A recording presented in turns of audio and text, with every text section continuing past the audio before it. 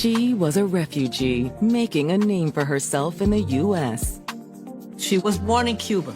She wanted to be an artist. She wanted to be somebody. And she finally met a man that felt like home. He was also an immigrant. That was the common bond the two of them had. She begins to fall for this guy. The stars begin to twinkle.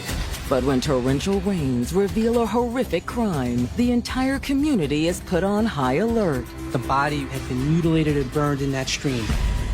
It almost looked like an autopsy left undone. This was obviously not a run-of-the-mill murder. We had some kind of cycle on our hands.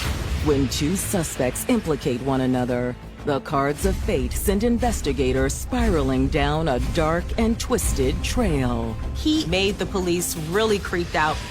He believes that he can read minds and that he can control people. This wasn't a man that she was dealing with. This was a devil.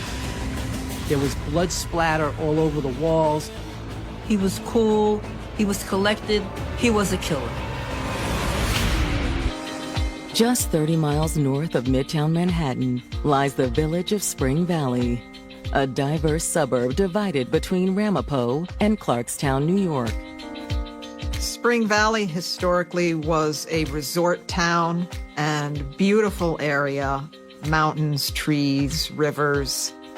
It's a big mixture of different communities that do get along together very well. In particular, within the Hispanic community. In the summer of 1998, Spring Valley had been hit with a torrential rainfall as part of an unusual weather phenomenon crossing the country. At that period of time, the U.S. was under the influence of El Nino. And what that meant for our area here in the Northeast was rain, rain, rain. Our parks was flooded, our streets, people complaining about their yards, their houses being flooded.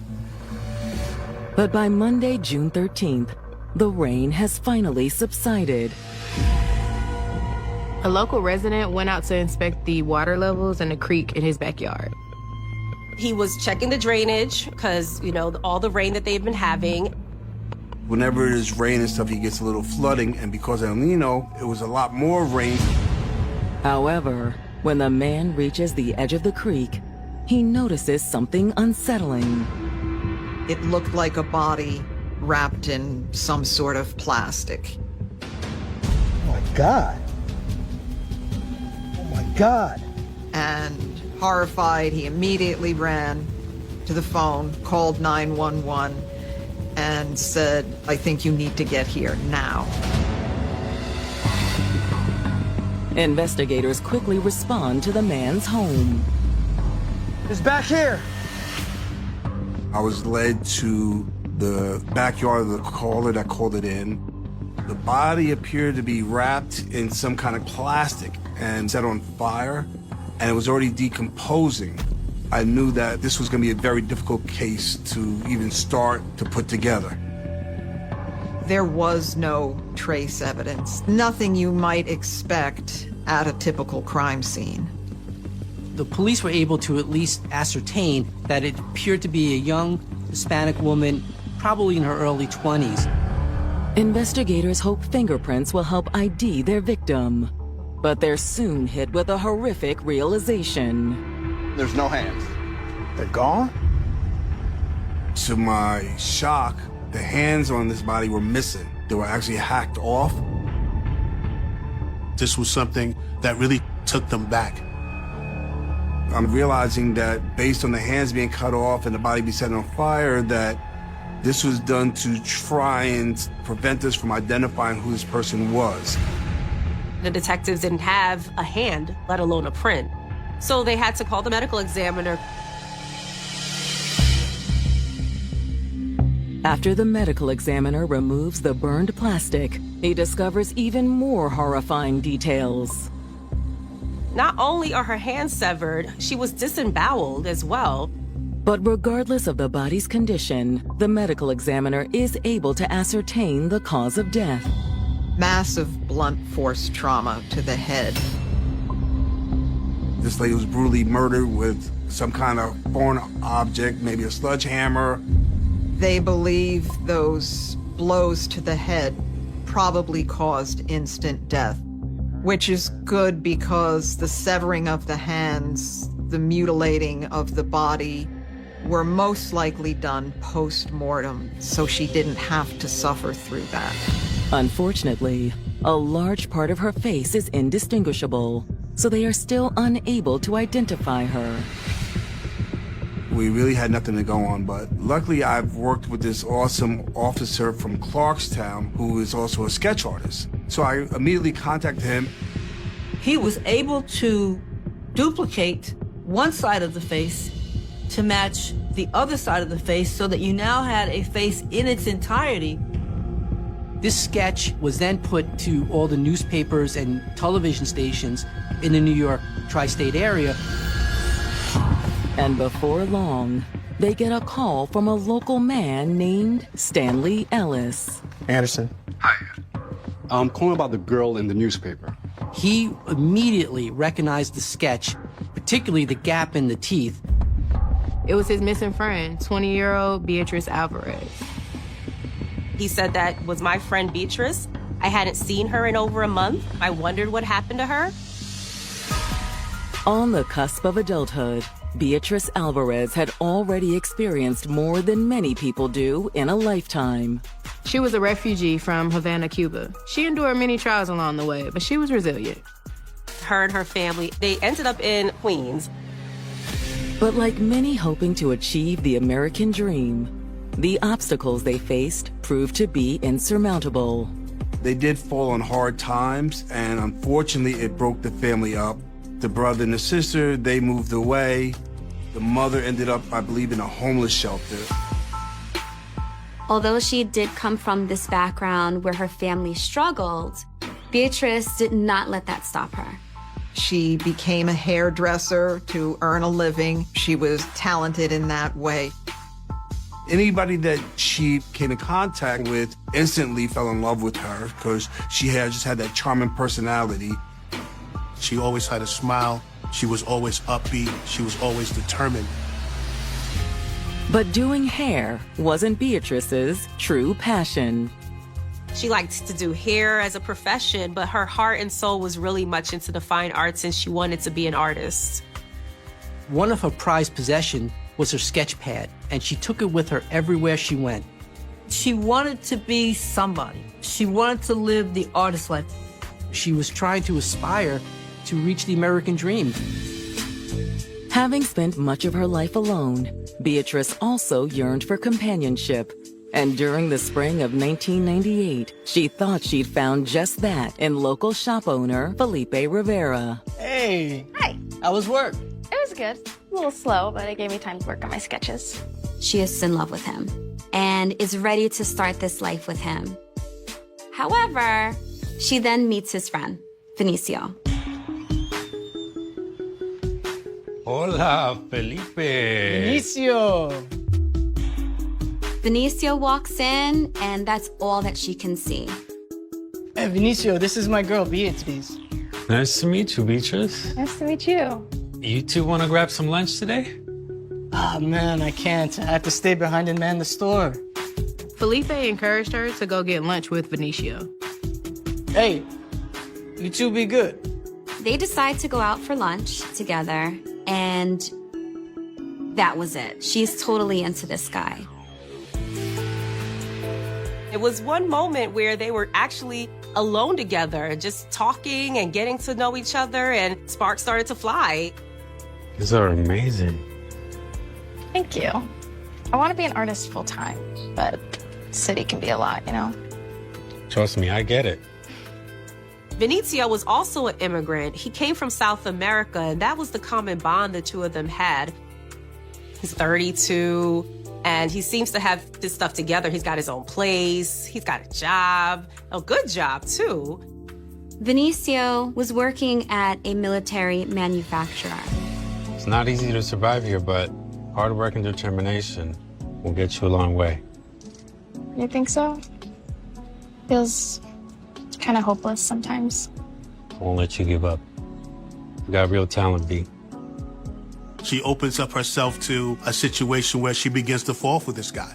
The stars begin to twinkle. it's always that, for lack of a better term, that apple in the garden, that forbidden fruit. Listen, I've actually got some connections. I think I could help you. Really? Yeah. That'd be amazing. Ultimately, Beatrice decided that she would leave her boyfriend and go live with Vinicio Valverde. But now, after receiving a call from her friend, Stanley Ellis, detectives believe Beatrice Alvarez is the woman found brutally murdered and dismembered in a local creek. Yeah, that sketch looks exactly like her. Her hands had been cut off, and she had been disemboweled, burned. Very dangerous, maybe deranged person that will go to these kind of extremes. We had some kind of cycle on our hands. 20-year-old Beatrice Alvarez was an artist chasing her dreams when she fell in love with 32-year-old Vinicio Valverde. They felt they had the same likes, and it was their life stories were about the same, how they immigrated from another country to come here for a better life. Beatrice believes that she has found her soulmate, her match. This is the man that is going to help her really build that American dream. But now Beatrice's promising future hangs in the balance. Her friend believes she was the woman police found, burned and dismembered in her local creek. It's one thing to kill a person. It's another thing to cut their stomach open and then cut off their hand. That speaks to a sociopath.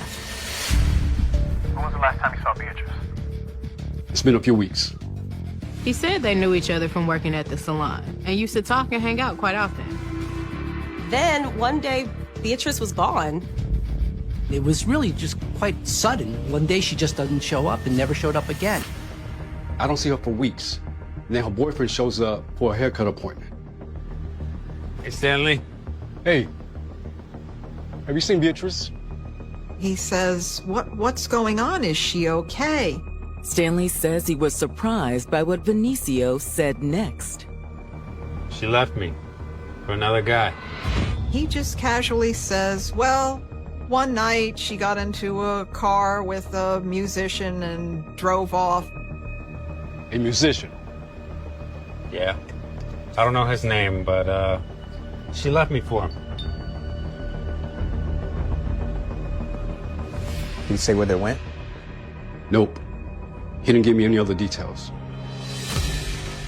After speaking with Stanley, investigators are able to confirm his hunch about his missing friend. Rockland County was very fortunate to have a brilliant medical examiner. Once they had a name, they were able to use DNA evidence to confirm her identity. They were certain Beatrice was their deceased victim. But when they attempt to deliver the tragic news to Beatrice's next of kin, detectives hit a wall. I did everything I could to reach out to the mother, but unfortunately, due to her being homeless, I couldn't locate her. As Beatrice's family had been dispersed really across the country, it was very difficult to track down the next of kin. Thanks. But eventually, the brother called, and I actually spoke to him on the phone, and he was informed that his sister was killed. Unfortunately, during my career, I've made too many death notifications, and no matter how many you do, it does not get easier. And this was probably one of the worst ones that I had to do, because not only did I have to make a notification that a loved one was dead, but they were brutally murdered. Beatrice's brother has no idea who would want to do this to his sister. The distance had made it hard to keep in touch. He didn't know anything about who Beatrice was living with, who her friends were, nothing. Detectives are eager to speak with Beatrice's ex-boyfriend, Vinicio Valverde, about the mysterious musician she supposedly ran off with prior to her disappearance. Now, we may have a suspect. Is that what led to her death? But then, detectives get a promising break in the case. Come in. Detective Jones, Yonkers PD. Yonkers is a suburb of North Manhattan, about 40 minutes southeast of Spring Valley. I heard about the case you were working on and it sounded extremely familiar.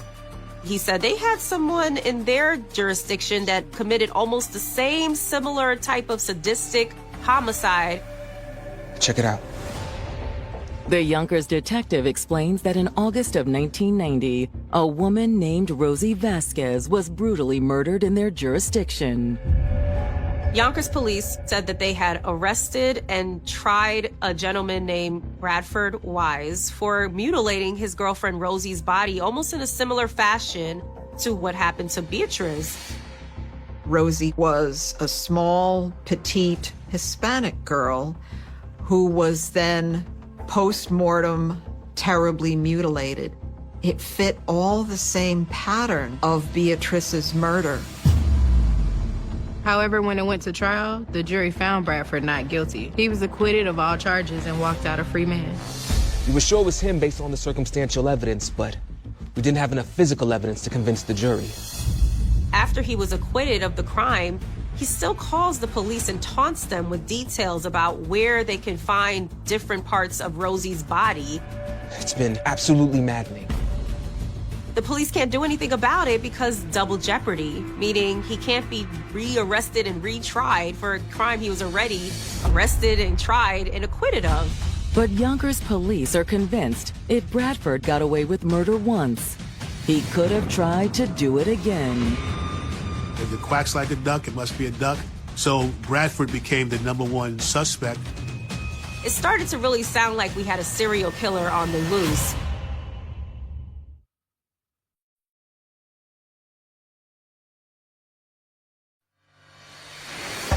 Detectives in Spring Valley, New York, investigating the brutal murder of 20-year-old Beatrice Alvarez, have just received a visit from Yonkers police. Yonkers detectives say they handled a case similar a few years earlier, and the alleged killer, Bradford Wise, was never incarcerated for the crime. It started to really sound like we had a serial killer on the loose. Thanks for passing this along, Detective. Absolutely. Investigators know that if there really is a serial killer at large in their community, they need to act fast.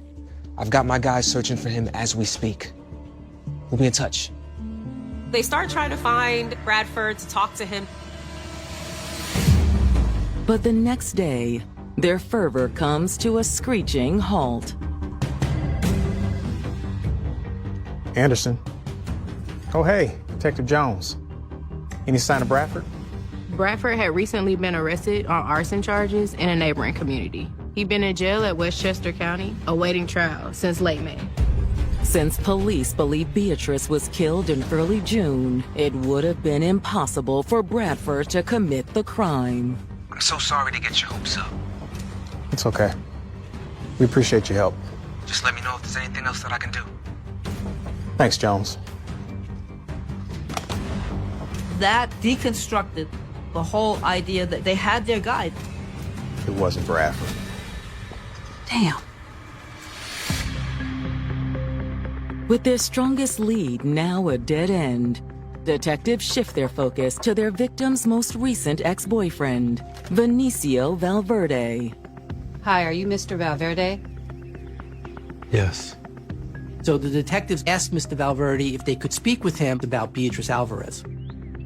At the mention of Beatrice's name, Vinicio immediately got emotional. Yes, come in.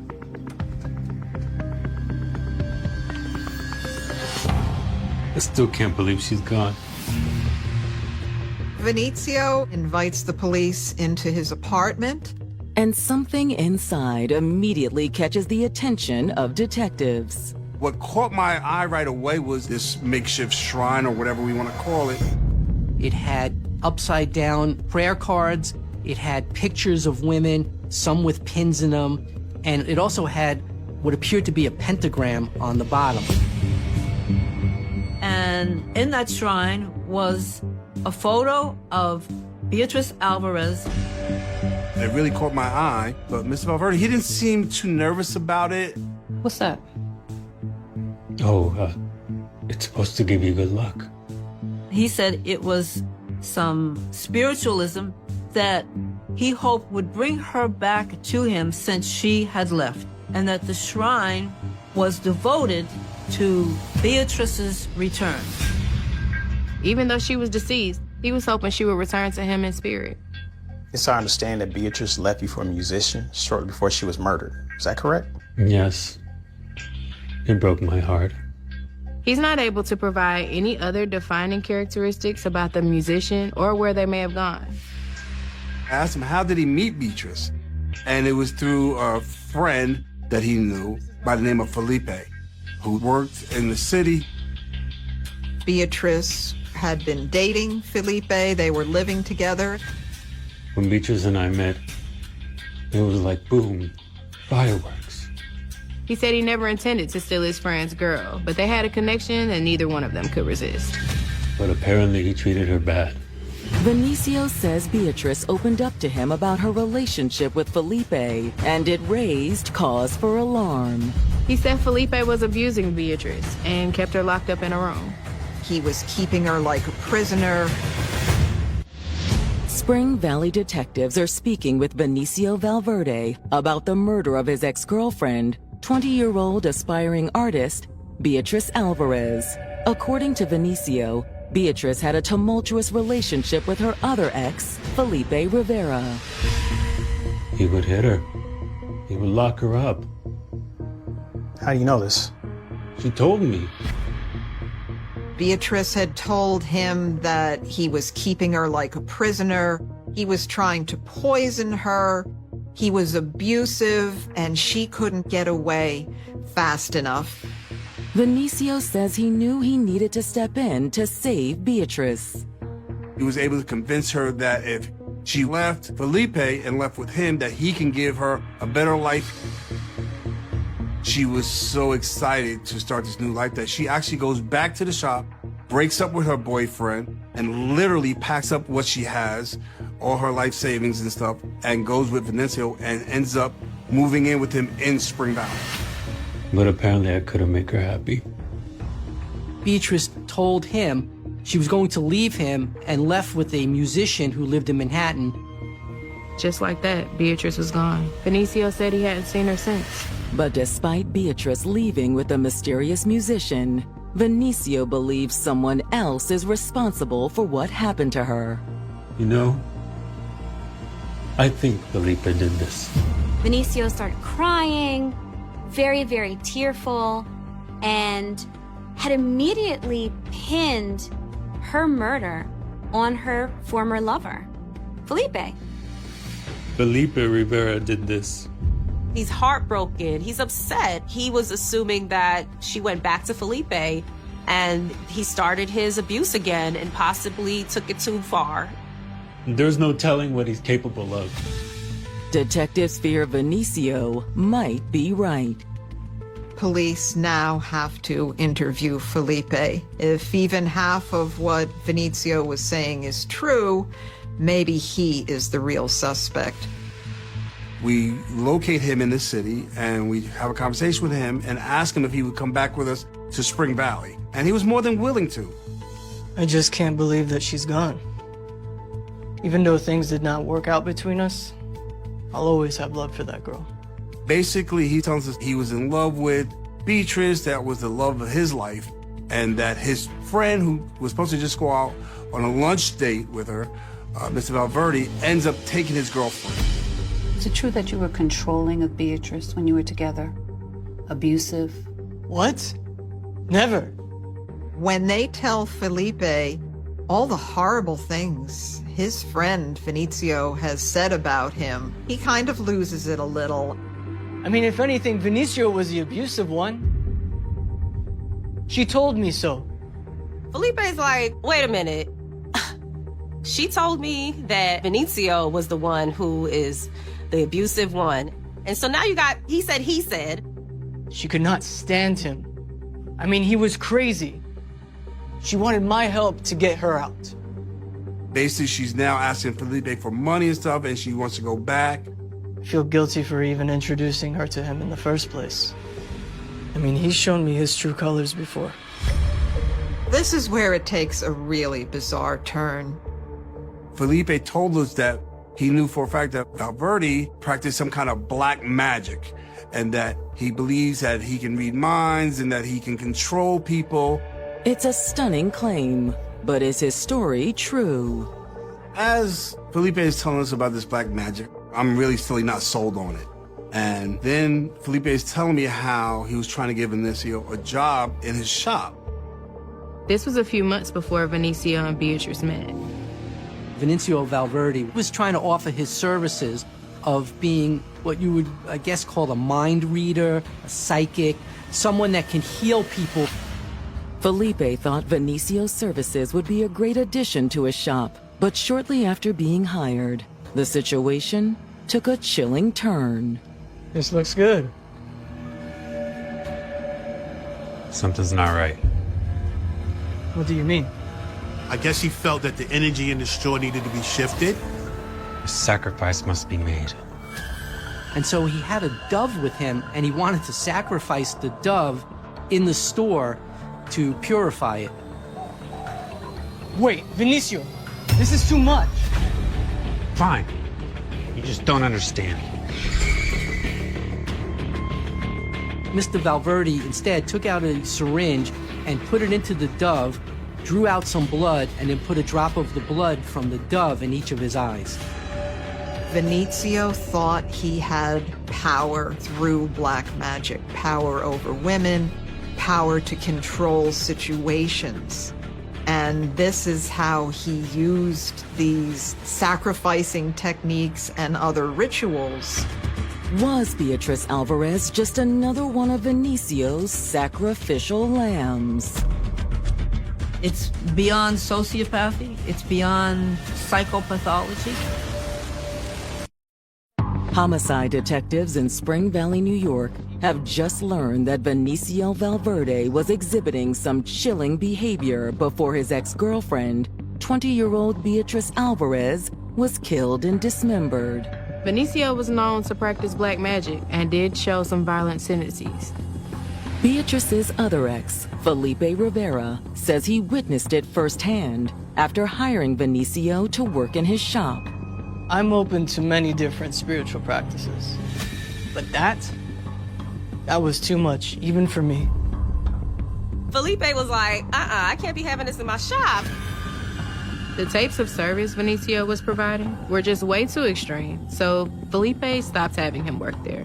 I mean, we remained friends afterwards.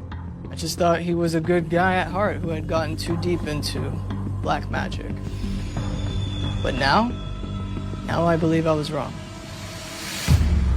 And when detectives dig deeper into Vinicio Valverde's background, they discover even more disconcerting information. Vinicio stole a book on demonology from the New York Library. He was trying to do these evil spells on his ex-wife. Right there, that threw up a flag right away, because now that took my mind back to this memorial that's in Mr. Valverde's apartment. In that shrine back in his apartment, there was a picture of a woman with pins stuck in it, and that was his ex-wife. They really started looking into this stuff, realizing that, wait a minute, this is not a call to action for a loved one to come home. This shrine was to take control of someone's spirit. But are Vinicio's spiritual practices really the signs of a deranged killer?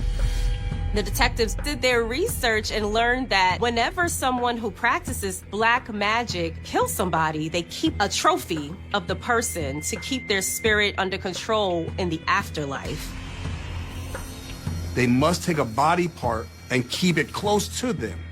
And as long as they have that body part, the soul cannot come back to haunt them or hurt them. So they felt like if Vinicio really did this, he may have some parts of Beatrice in his home, most likely her hands, since they know that they were missing from her body. On July 14th, Spring Valley police execute a search warrant at Vinicio's apartment, and inside the bedroom, they make an alarming discovery. To my shock, there was blood everywhere. There was blood splatter all over the walls. There was blood on the floor. As soon as I flipped the mattress over at the head part, you could see a big red stain that appeared to be blood. Obviously, things are taking a different turn now after the find of this blood. But that's not all they find. I recall going into one of the dresser drawers, and I found female fingernails and human teeth. And they find a hammer, and what they remember from the ME's report was that Beatrice's body was hit, blunt force trauma to the head. There was a saw and a large knife, so you could see that these were probably the murder weapons. Investigators also locate something near and dear to Beatrice, her sketchbook. So I had already learned that Beatrice did not go anywhere without her sketchbook. That was her world. She absolutely would not have left it behind. So why was it there? But one crucial piece of evidence is still missing: Beatrice's severed hands. I'm now convinced that the hands are somewhere in there. But it's a small room, and I turned that room upside down. I couldn't find it. So my next thing was I reached out to an agency that had cadaver dogs. The dog kept hitting on the small closet, and I went in the closet. I took all the clothes out of the closet, emptied the closet out. And they're looking and they're looking. Dogs know, and the handler knows this dog is sensing something, but they just don't see anything. But then the dog starts to get on his hind leg and starts pointing up. And so the police are looking up.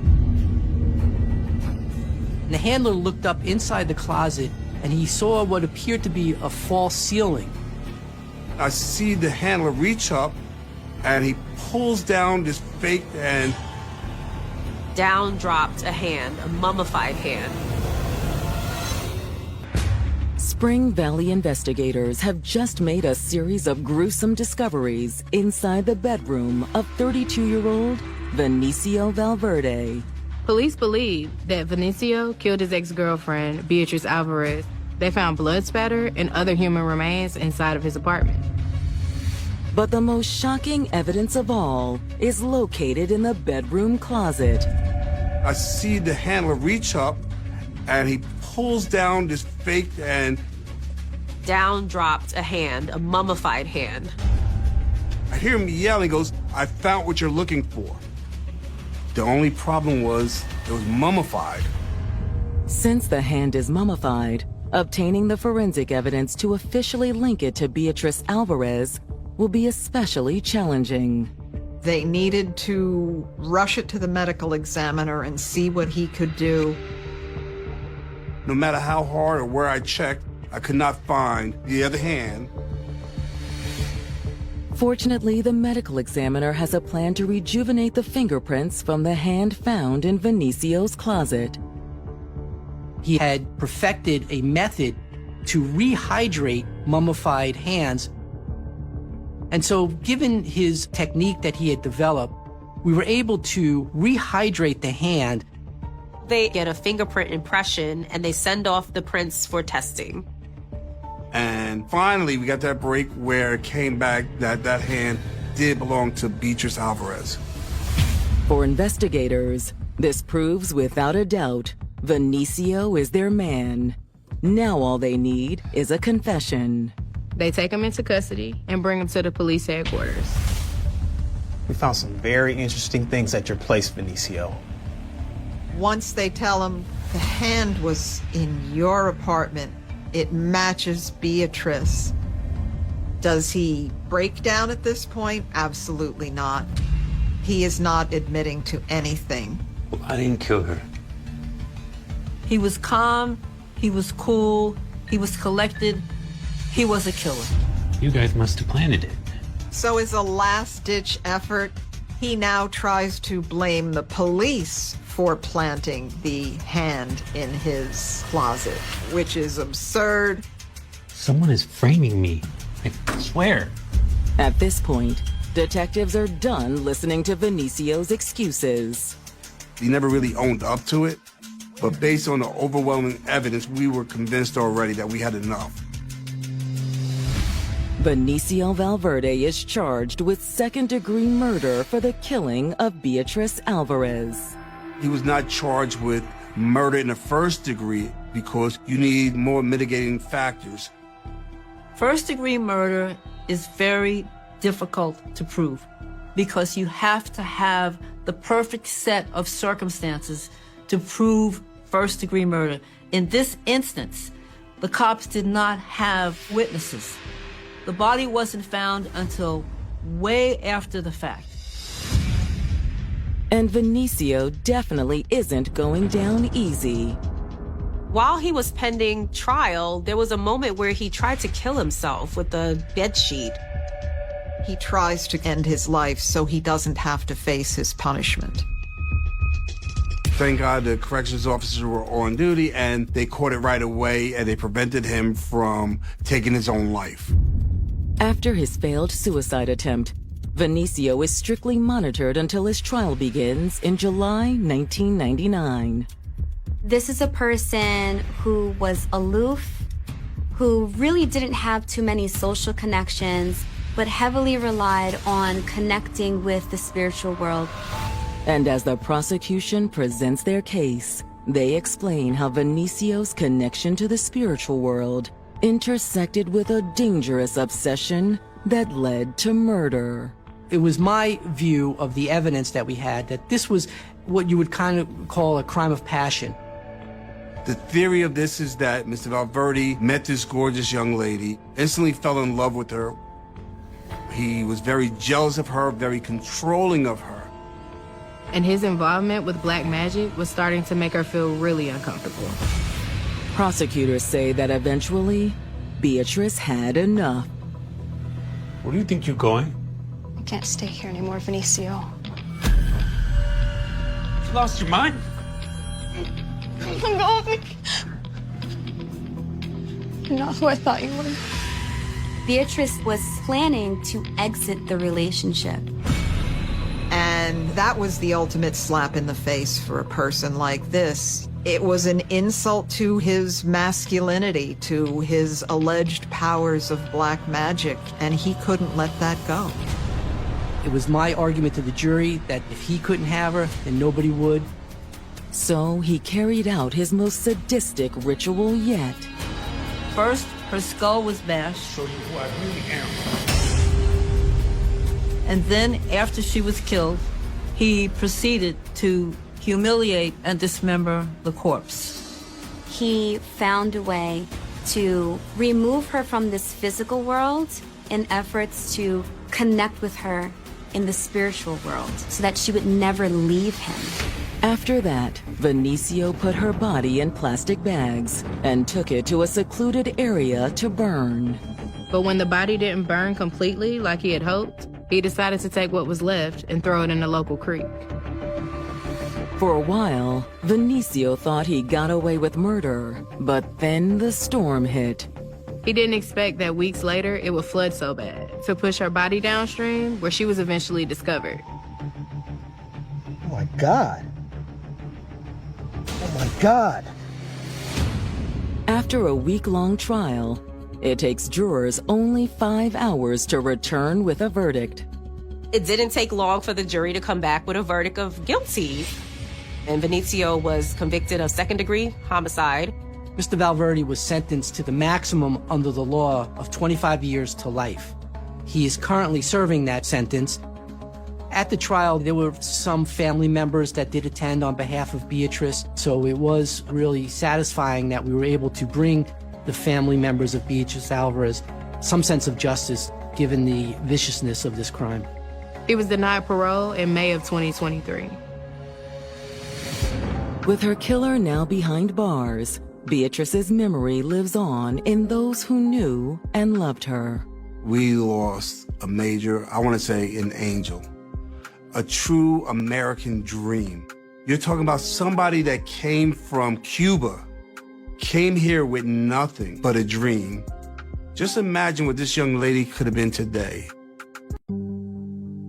Being in love requires a leap of faith. Following someone into the great unknown, hoping to find your happily ever after. But when passion and devotion are twisted into obsession and control, that leap of faith can feel like being pushed off a cliff, plummeting into an abyss where everything you know even yourself, slowly falls further and further away until you hit 2017, Detroit, Michigan. It's a quiet evening in the city once known as the crime capital of America. But Detroit has made a comeback, and many who call the community home have invested in the rebuild to promote change. People are making neighborhoods safer, helping police enforcement to stop criminal behavior and activity. But in one Detroit community, a single gunshot sends those efforts up in smoke. Detroit 911. We just had a robbery. Our employee is dying. Is he breathing? Yes, he's breathing. He's losing too much blood. I need you to stay with me. I request the police and EMS. Police rushed to the scene, an auto parts store on Schaefer Highway, 10 miles northwest of downtown. All they knew at that particular time that it was a robbery and a shooting. There's blood around an older male on the floor suffering a gunshot wound. He was shot in the head and in grave condition. When you go to a scene like that, it strikes down in your own heart. We had to catch the persons that was involved. As EMTs rush the victim to a nearby hospital, responding officers cordon off the scene. But as they dig into the investigation, they will discover there is more to this robbery and to the individual that pulled the trigger than meets the eye.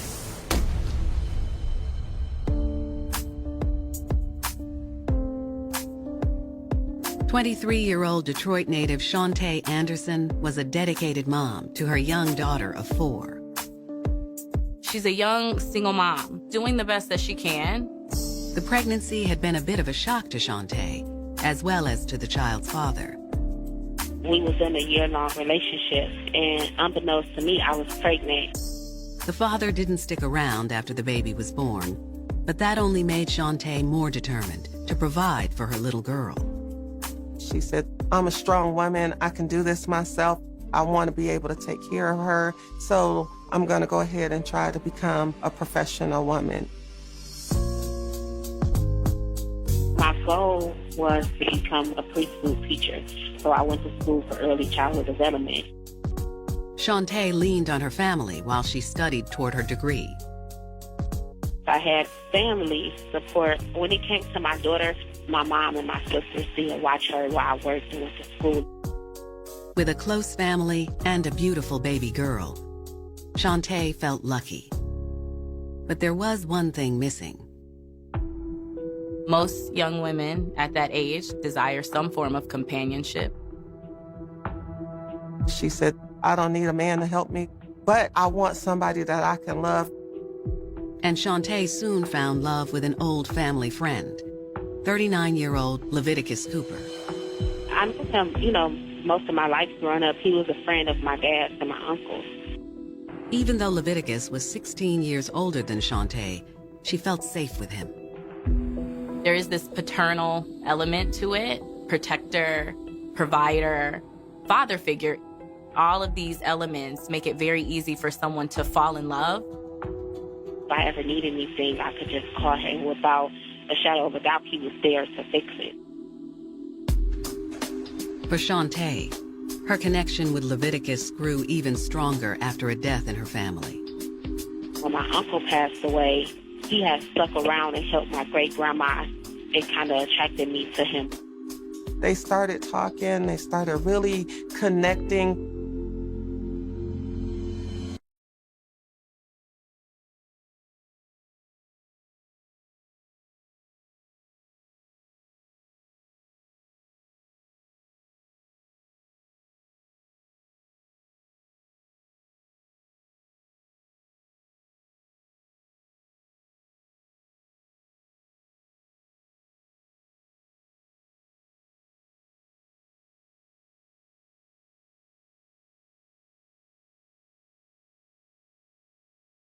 But little did Shante know that the love of her life was harboring a secret. One that would propel Shante down a dark path. into a life she barely recognized, into a decision that came with fatal consequences. Detectives have been dispatched to an auto parts store on Detroit's west side. When the police got to the scene, they noticed the man that was shot in the head. The victim, still breathing, was immediately taken to the hospital. He was identified as 69-year-old James Holler. He was the store manager. Detectives speak to Mr. Haller's employees. It's clear he was loved by everyone who knew him. He was well known in the area and a stalwart citizen in the community. James Holler is a war vet. He took up this job as kind of a part-time gig in retirement. He was a hard-working man, always made sure we had clothes on our back and food on the table. He loved us, he loved his kids, and he took care of us. He did what he was supposed to do as a man and as a father. Now, as the beloved Mr. Haller fights for his life at the hospital, detectives must ascertain what happened. The employees stated that 2 women had entered and looked around the store. At some point, one woman produced a gun. And they announced a holdup. The store employees stated that approximately $100 was taken. Before they made off with the stolen cash, one of the women fired a single gunshot, striking Mr. Haller in the head. As he fell to the floor, the 2 women fled the scene. They got away in a dark color SUV with a back window that was busted out, but it was covered with plastic. There was a third suspect, a getaway driver. As detectives wrap up their eyewitness interviews, they receive word from the hospital. James Holler died from his injuries. I couldn't take it. It didn't seem real. I was very upset, very hurt. I was upset and I was mad. The only thing really running through my mind was why? Don't even make sense. For all things, in all places, why? Who would want to do such a thing to a beloved member of the community? To help answer that question, detectives checked the store's surveillance cameras. And the perpetrators could be seen on video. They could see that it was the 2 black females. The videos provide a solid visual description of the perpetrators, with both of them, and the getaway driver, still at large. Detectives know time is of the essence. You've got 2 gun women that are on the loose, and who knows what they're capable of next. As detectives fan out in search of the suspects, they will uncover a twisted affair, one that compelled not 1, but 2 women to rob, steal, and murder, all in the name of love. She loved him. It's just that simple. And unfortunately, life moves faster than our moral compass. Shantae Anderson is a young mother who found love where she least expected it. In the arms of Leviticus Cooper, a family friend 16 years her senior. Me and him had fun a lot, and I loved him. She was deeply devoted to Leviticus. Her love was unwavering. But after a few months of blissful romance, Shantae discovered that Leviticus had been harboring a shocking secret. Unfortunately, this honeymoon phase doesn't last long for her. Turns out Leviticus has another life. A life that, as fate would have it, would inextricably link Shantae Anderson to the armed robbery that left 69-year-old James Haller Jr. dead on the floor of the Detroit auto parts store he managed. He had a good reputation. He was a kind person. He was a nice person. A lot of people knew Mr. Haller, and a lot of people were pissed. The only thing really running through my mind was find out who did it and where they at. Armed with surveillance footage of the 2 shooters, police hold a press conference the day after the shooting. Certainly the unthinkable happened unsensibly. unnecessary, cowardly. We're relentless, and we're going to arrest you.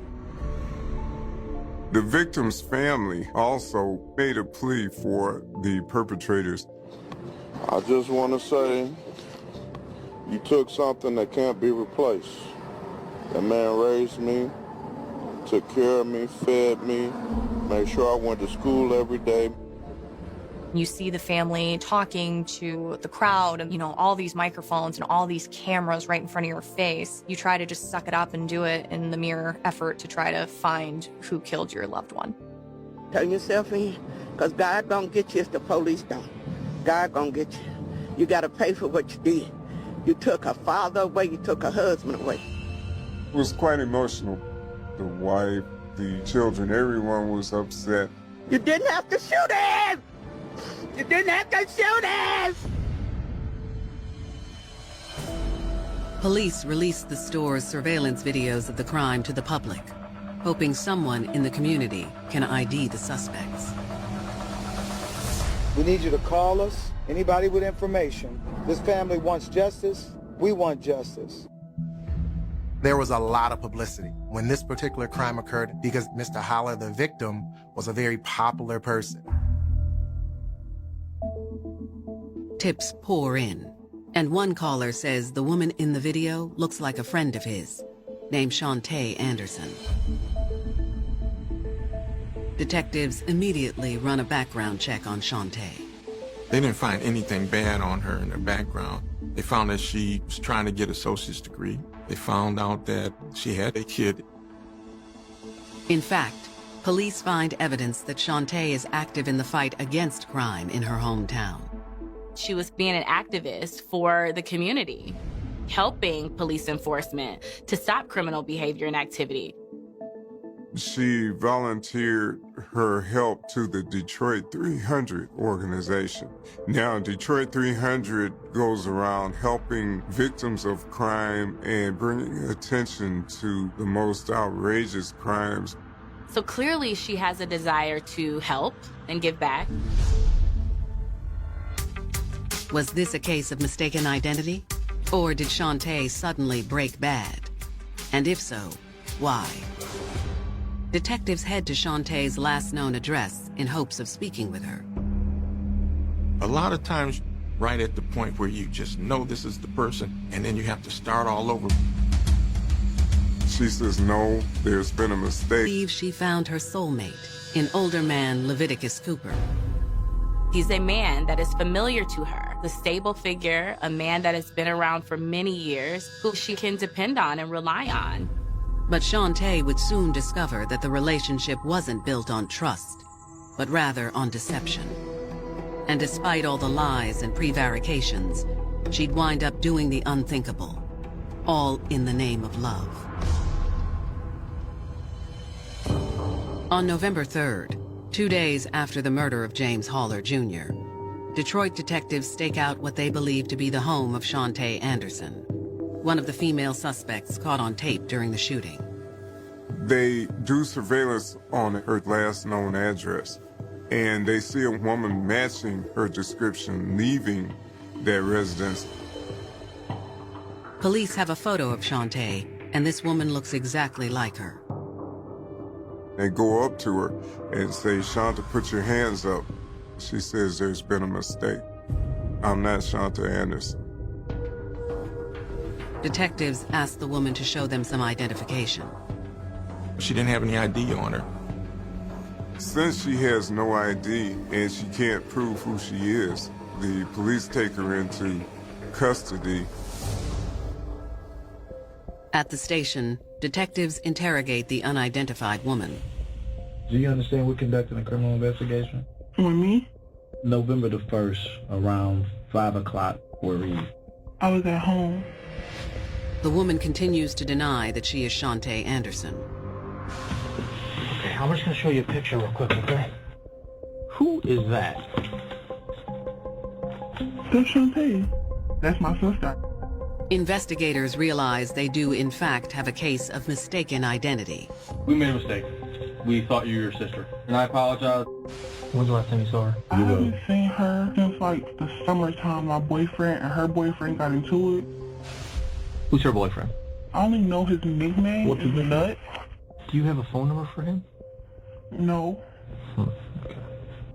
Unable to obtain the name or number of Shantae's boyfriend, detectives press Vanessa for the address where he and Shantae might be staying. We stay on Franklin and Stansbury. Franklin and Stansbury? Who lives over there with her? I don't know who stayed there, but I know he be over there because that's her boyfriend. On November 4th, 3 days after the shooting, police descend upon the address provided by Shantae's sister. They announced, police search warrant, and no one was there. The house is empty when they go in. They had to clear the area to make sure there was nobody gonna attack them or anything else like that. Once the house is cleared, detectives scour it for possible clues. They just checked the whole area out. They were looking for weapons. They were looking for anything that allowed them to connect to that crime that they had. On the counter, detectives find a stack of mail, but not all of it is addressed to Shantae. They find mail belonging to another individual that lives there, a man named Leviticus. Detectives now believe Leviticus is Shantae's boyfriend. The police suspect that Leviticus may also be associated with the robbery and maybe the getaway driver. Police also discover mail and an ID card belonging to a woman named Ebony McEwen Ross. The mail belonging to Ebony verifies that she lives there. But who is Ebony McEwen Ross? Is she the other woman in the surveillance video? The next morning, detectives search information on the two names found in the home. They cross-check any social media accounts to determine how they're connected. Police locate an account for 28-year-old Ebony McEwen Ross. Scrolling through Ebony's feed, they discover that she's friends with Shantae Anderson. But that's not all. They found a picture of Ebony, and behind her was exactly the same vehicle that was involved in the shooting. The SUV, dark color, and the back window that was taped up is the SUV seen leaving the auto parts store.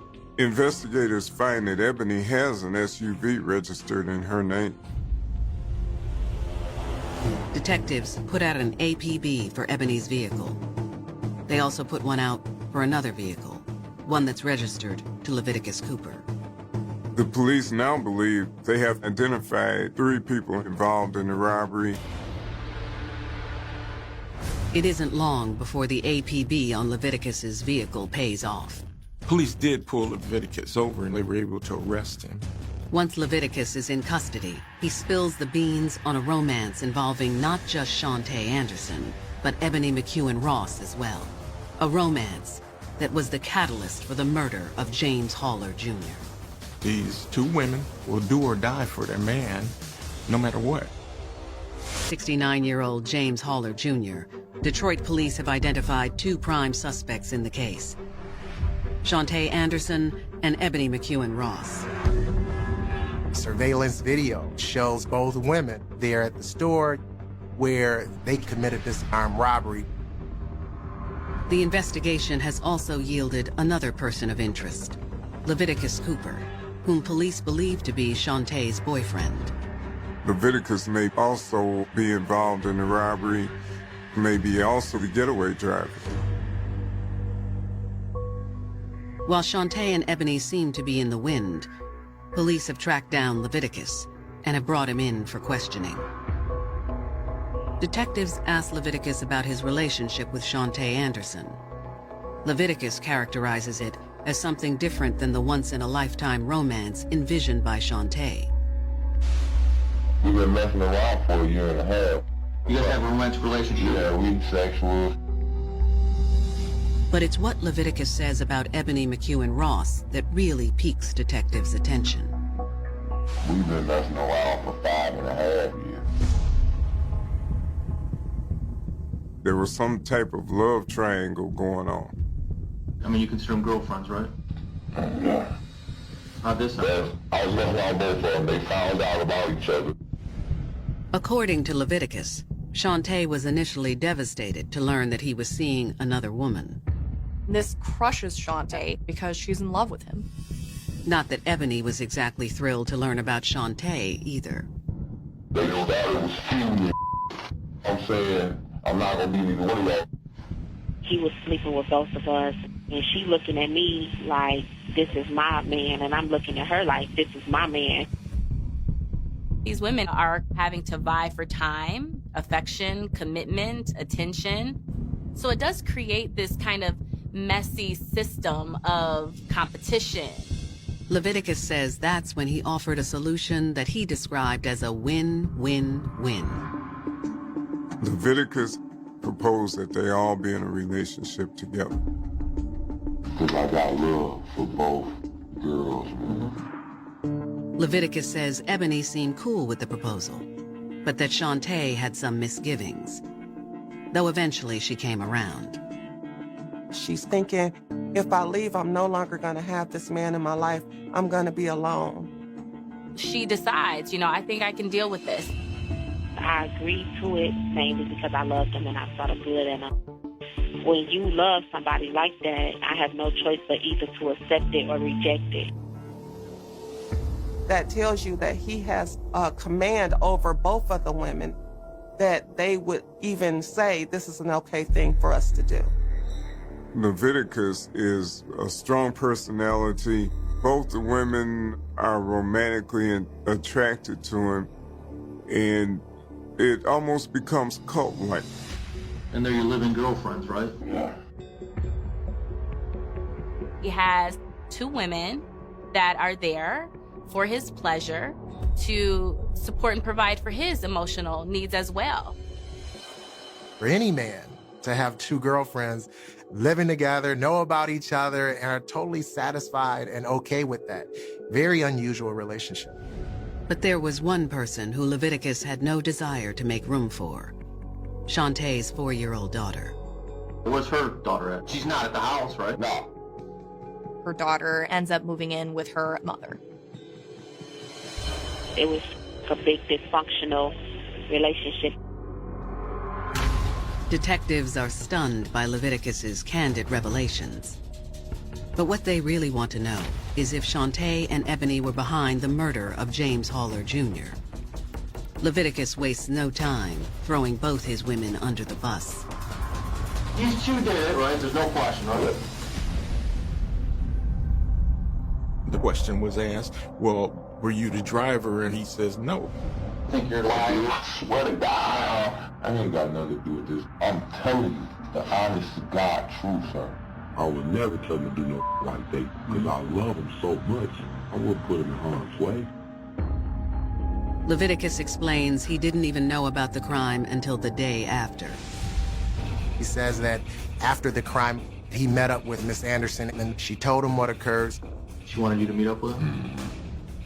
And that's what she told me what happened. What's the first thing she said? She instantly started crying. You know what I mean? Saying I ain't got no place to go. She's saying I know it was wrong. One day he led to another. Before I know it, we was came up with the idea of robbing. We went in there, told me, baby, and I shot him. I think like, you killed him, Shantae. How they looking for you, sweetie? You killed that man. I'm like, man, what done it? Did she tell you where the gun's at? She said she do it, that's it. She didn't tell me where. Leviticus also tells detectives where to find Shantae. Leviticus told the police that he hid her at his grandmother's house.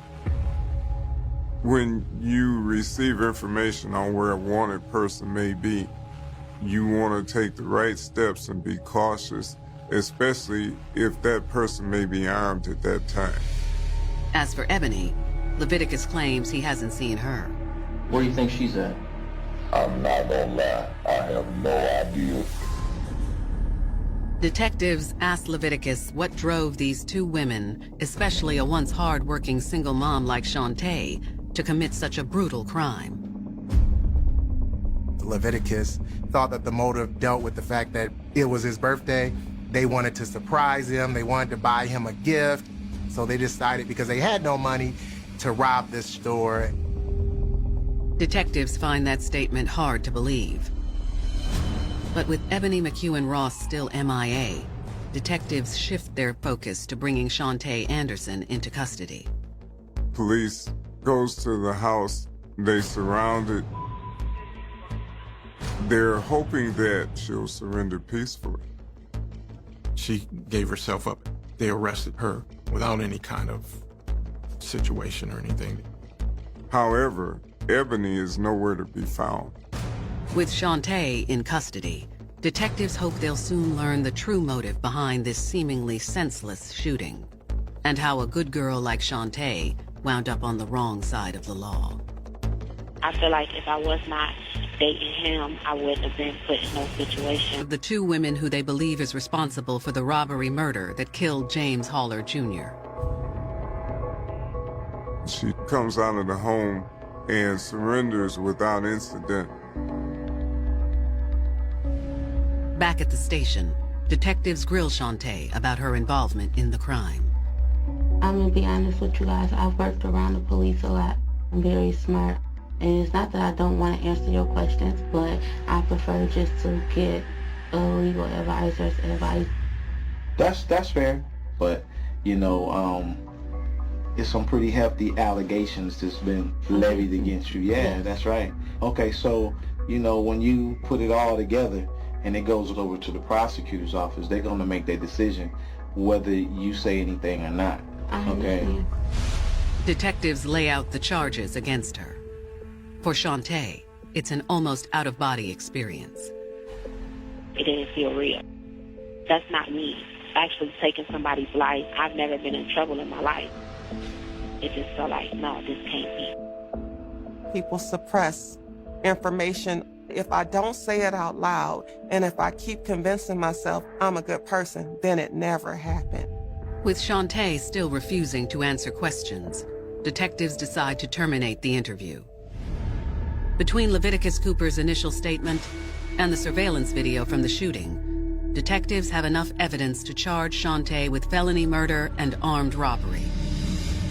They had very strong evidence against her in this particular case. In Michigan, that's mandatory life in prison if convicted without parole. A week after Shantae's arrest, the search for Ebony McEwen Ross comes to an end. Ebony surrenders eventually to the police. There's nothing to hide for her anymore, and there's no benefit to hiding. She came to the police station, got out of that SUV. They had seen the surveillance video, announced who she was, and was taken into custody. They're not really sure where she was during that period of time, and she did not elaborate on it.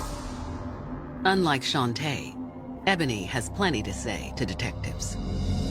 Was it your idea to go there or not? No. Whose idea was it? It was Shantae's idea. It was Shantae's idea to do the robbery? Yeah, I didn't know what was gonna happen until I got there. Have you guys ever done anything like this in the past? Never. Never. What were you guys doing it for? I don't know. I don't have an answer. I wish I did. I wish I had an answer for that family. I don't. What do you make of all this? My life is over. The life that I planned for myself. Detectives press Ebony on Leviticus's involvement, but she immediately shuts them down. There is speculation that Leviticus was the getaway driver. Did Leviticus have anything to do with any of this? So what was Leviticus's role at all, if anything? None. She didn't give him up, didn't say he was involved at all. Ebony tells detectives a man named J-Rock was the one driving the getaway car. How can we identify J-Rock? How can I find him? Do you know anything about him? Nothing. And that's the worst part. I know nothing. During the investigation, nobody came up with a rock. She very well may have been protecting Leviticus. They went all the way to rob a store for him just to get him a gift. Ebony McEwen Ross is charged with felony murder and 2 counts of armed robbery. The police were never able to actually figure out who the driver was or to actually implicate Leviticus more than harboring after the fact. For helping Shantae lay low after the shooting, Leviticus Cooper is formally charged with accessory after the fact. Leviticus was charged because he let her hide at his grandmother's house after the shooting.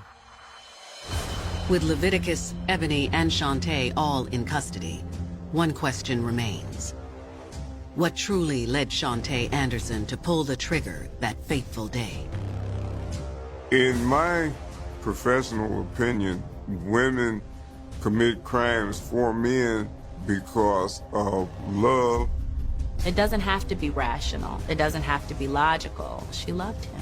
And it led her to make some very destructive decisions. Has been charged in the murder of military veteran and beloved community figure James Haller Jr. Another woman, Ebony McEwen Ross, has also been charged in the crime, which stemmed from the robbery of the auto parts store where Mr. Haller was the manager. They were charged with felony murder, as well as 2 counts of armed robbery. The investigation also revealed that the 2 young women were in a polyamorous relationship with 39-year-old Leviticus Cooper prior to the crime. Talking about a 39-year-old man with a 28 and a 23-year-old woman. In this relationship, this little love triangle, that's not, common. As for Leviticus, he's been charged as an accessory after the fact. In his interview, Leviticus claimed he had nothing to do with the murder and told police he believes Shantae and Ebony committed the robbery in order to secure the necessary funds to buy him a birthday present. They're doing this whole, it's your birthday, let's turn up. They want to make sure that they're pleasing to him. It speaks to desperation. They engaged in this because Babe loved him. Both women decide to forego a trial and take a plea deal. At her sentencing hearing, Shantae claims she has no memory of committing the crime. I don't really remember what happened. It's like a fog. She was highly inebriated with alcohol and weed throughout the day of the shooting. To say that you had no memory because you've been drinking, I mean, we've all had a couple drinks, maybe gone a little bit too far, but you don't murder someone. Shantae tells the courtroom that the true motive behind the crime was fear. Fear that she'd upset her man, Leviticus Cooper, who over the past few months had morphed from a loving, caring partner into something far more menacing. Leviticus ends up becoming very controlling and possessive. She takes orders and she obeys. When you feel like you're in love with that person, you kind of overlook all the negative. He was 16 years her senior when there's such a substantial age difference. There is an element of control and power. Shantae says she considered leaving, but deep down, she still loved Leviticus. Even when there was a negative going on, basically, I would make excuses. She got so caught up in, I want to please him. I want to make sure that he still loves me. Shantae says that on the afternoon of the crime, she and Ebony were hanging out, having a few drinks, worrying about what they could buy Leviticus for his birthday. Moments later, Leviticus's friend, a man Shantae claims they knew only as J-Rock, allegedly rolled up in Ebony's black SUV. I remember J-Rock telling us that Leviticus said go ride with him somewhere. Shantae explains that J-Rock suggested it was time to go shopping for Leviticus, whether the 2 women had money or not. Shantae and Ebony did as they were told. Basically, anything Leviticus say goes. J-Rock knew that if he threw his name in there, that we were going to listen. It was an opportunity for her to prove that her love was unwavering, that she was deeply devoted to Leviticus. If J-Rock wouldn't have said his name, I wouldn't have agreed to nothing. Whether J-Rock or perhaps even Leviticus encouraged Shantae and Ebony to commit the robbery is unclear. Because, as Shantae tells the court, from that point on, things get fuzzy. We was drinking and smoking, so I really don't remember what happened. When it's their turn, prosecutors pick up the story where Shantae left off and spell out what they believe happened inside the auto parts store on the evening of November 1st, 2017. The two women arrived at the store. They looked around and they only saw a few people that was inside. Shantae pulls out a handgun and points it at the clerk.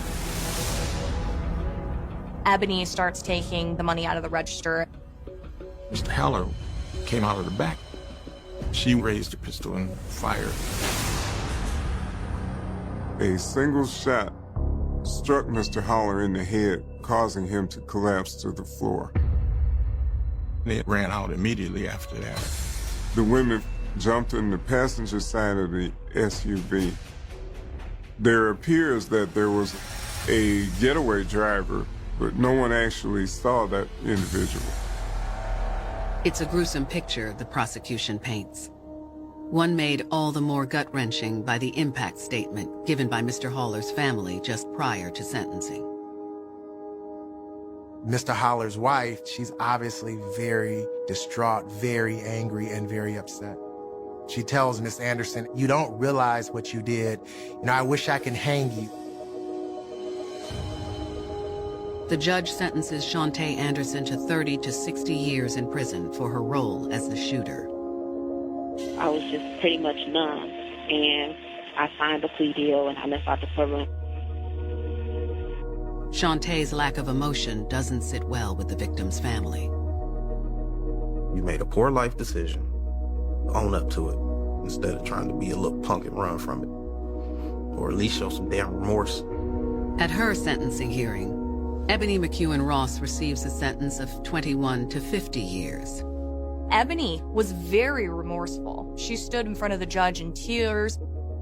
Leviticus Cooper also pleads guilty to accessory after the fact for hiding Shantae at his grandmother's house.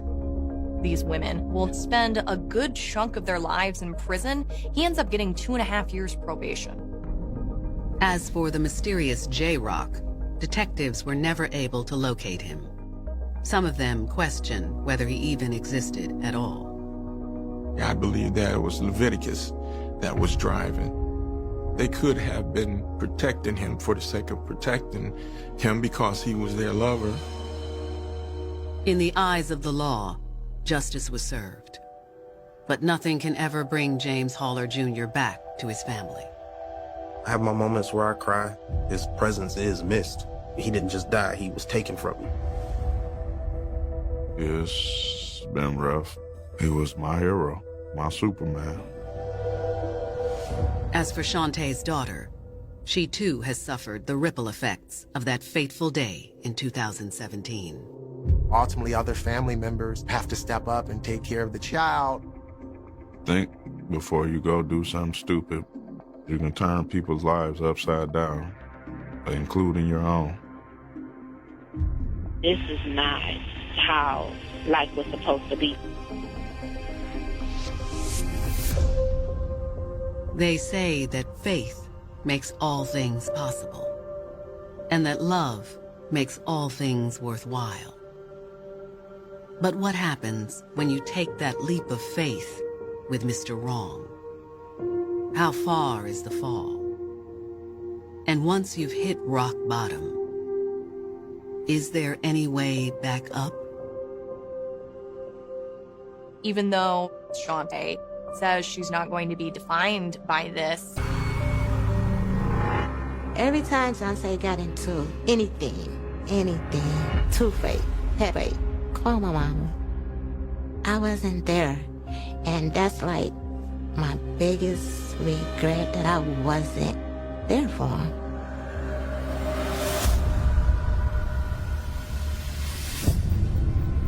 He saw the vehicle pull up. He instantly hears gunfire. Just shooting.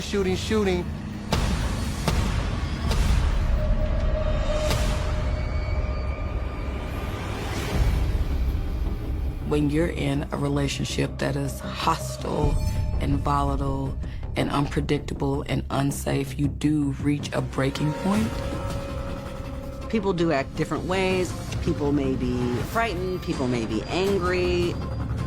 It's not about love anymore. It's about property. What's mine? 17 shell casings tell a story within itself, right? It says someone wanted someone dead.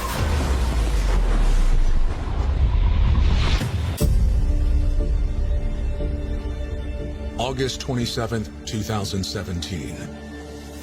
Around 1:30 a.m., police in Detroit, Michigan respond to the scene of a terrifying car accident. A 911 call was placed because a vehicle had crashed into a church.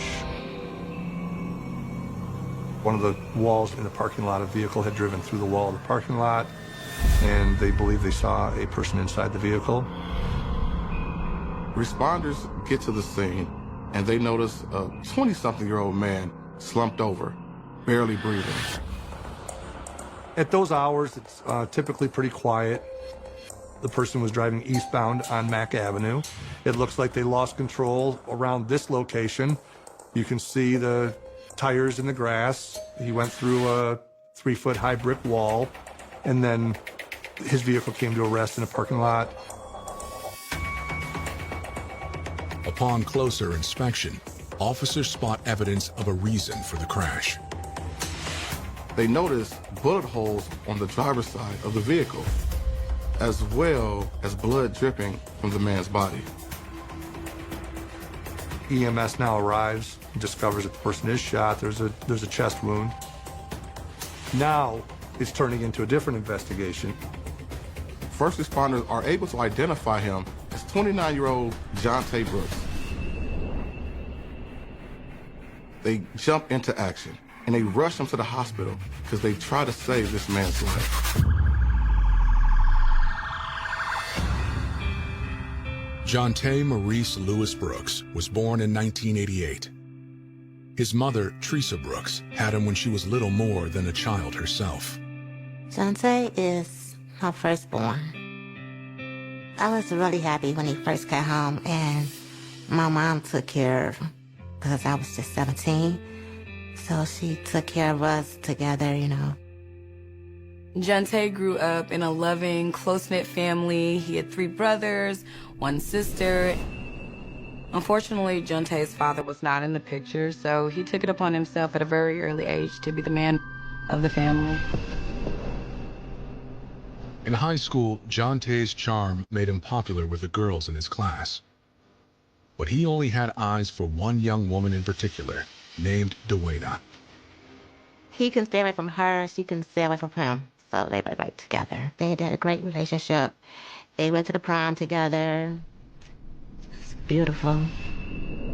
They were head over heels in love with each other, and they were overjoyed when they had their first child. Not having a father in his life, Jonte took the role of being a father very seriously. So he was a very active dad. Although they never married, the couple went on to have 4 more children together, and Jonte worked hard to support them. Jonte eventually figured out that he thrived working with his hands and landed a career in landscaping. He took a lot of pride in his work and creating beautiful landscapes for all of his clients. Settling down at such a young age sometimes put a strain on the relationship. But the couple always seemed to work things out. They broke up for a second, and then they got right back together. And I knew that it was just love. They couldn't stay away from each other. However, during one of their breaks, Jonte fathered a child with another woman. Eventually, there was no more getting back together. Even though he and the mom eventually went their separate ways, he still prioritized co-parenting and being there for all of his children. He was a great dad. He went, picked them up, took them wherever he went, brought them over to the house. Even if he wasn't going to be there, he still had the kids there, always. Even if he wasn't with the mothers any longer, he was right there, being a great father figure to all of them. Really proud of him, because there's a lot of men out here that have kids and just don't even recognize them. He didn't have a lot, but for sure he had those kids with him by his side, whatever he was doing. In the fall of 2016, Jonte decided to take another chance on love with 26-year-old Minetta Yeager. Mignetta actually pursued Jonte, and he found this really appealing because she would take the initiative. And so she would take him out on dates, pick him up for dates, pay for things, and this was unfamiliar to someone who had to provide for everyone in his life. They had a really happy relationship, always spending time together, going on dates, and just really excited about the future. He actually thinks that she may potentially be the one. But as in oftentimes in cases like this, you know, there's a hiccup along the way and the relationship begins to fade and it falls apart. By 2017, Jonte had simplified his life, focusing on spending time with his children. But now, he's clinging to life. Detroit police have determined Jonte lost consciousness and crashed into a church after someone shot him. The question is who? There's no guns in the car, there's no passenger in the vehicle, so obviously somebody from outside the vehicle fired into the car. We try to figure out, one is motive. Was this person an intentional target? Was it an accident? Witnesses tell police a truck was pursuing Jonte shortly before he crashed. Several witnesses noticed the white minivan seemed to be trying to get away from the red pickup truck. However, once the white minivan crashed into the church, the red pickup truck fled the scene. They were not able to see the license plate. However, they did notice there were two people in the vehicle, a man and a woman. Unfortunately, none of them saw the shooting. Officers survey the scene and notice there are no shell casings at the church. They realize the shooting must have occurred somewhere else. We would call that a two-part scene. The secondary crime scene would have been where he was found. The original crime scene would be where he was shot. One theory was that this was possibly a road rage incident, because that's what normally happens if you see one vehicle chasing another down the road. In that specific area, we haven't responded to too many homicides. There is a little bit of prostitution over there. There's some breaking and entering of automobiles and stolen cars and things of that nature. Now, the investigative wheels are spinning to where this could have happened at. As officers are surveying the scene, they notice down the street at the gas station, there are multiple cars and blue flashing lights. And they wonder, is this part of the current scene?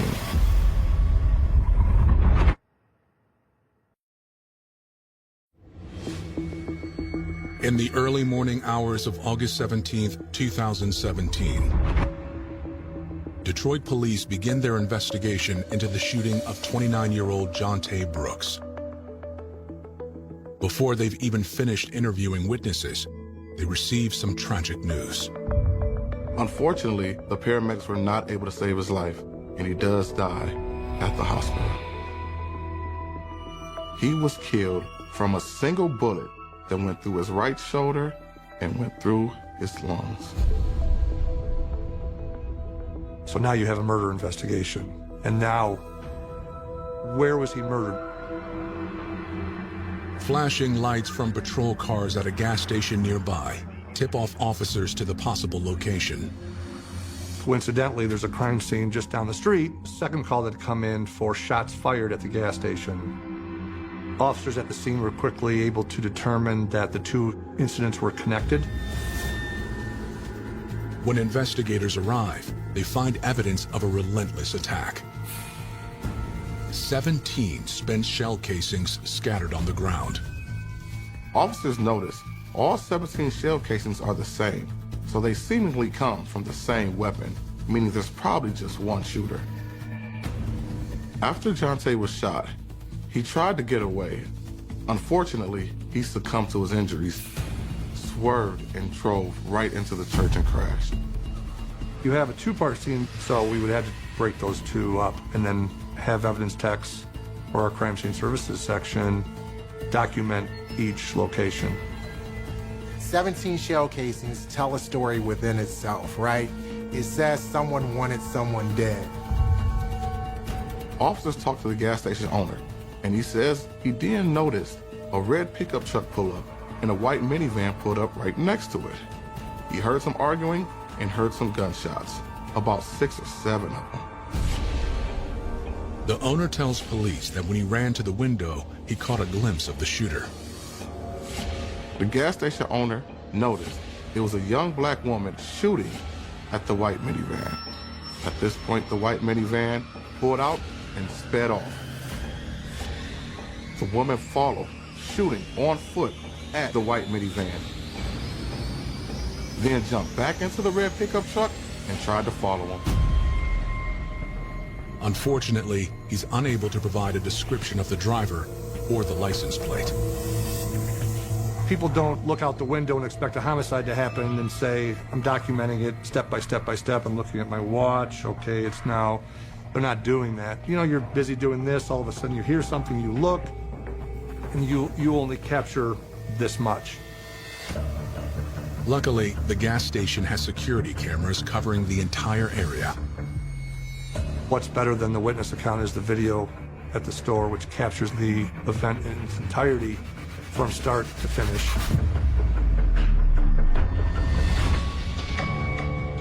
Officers review the surveillance footage, and they notice an older black man driving the vehicle and a young black woman in the passenger seat. She's on her phone, and she seems very animated as she's talking. At this point, a white minivan pulls up beside them with the window rolled down. They start to argue, and the young lady jumps out of the vehicle and starts shooting at the white minivan.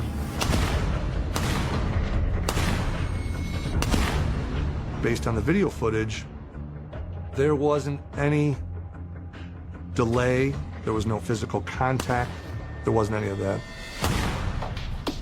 The video provides investigators with enough information to identify the driver. Not only does the surveillance footage show the shooting happening, it also reveals the license plate of the vehicle. They're able to tell the vehicle belongs to 44-year-old LeBaron Borum.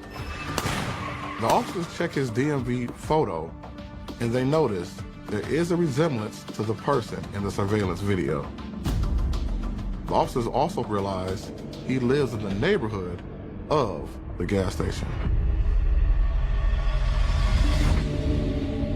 From that, we did surveillance and were able to locate the vehicle parked in the driveway. And from there, we were able to locate and eventually interview the owner of that red pickup. Ultimately, police arrive at LeBaron's door, and they have questions for him. At this point, he's the one that ultimately gets to decide what role he wants to play in this investigation. In these investigations, typically when you have multiple defendants, whether it's a bank robbery with 4 or 5 defendants or a homicide with 3 or 4 defendants, typically the first person that comes to the table to talk to the prosecutors will get the best outcome. And he spills it all. It ends up being a very wild night and a wild scene.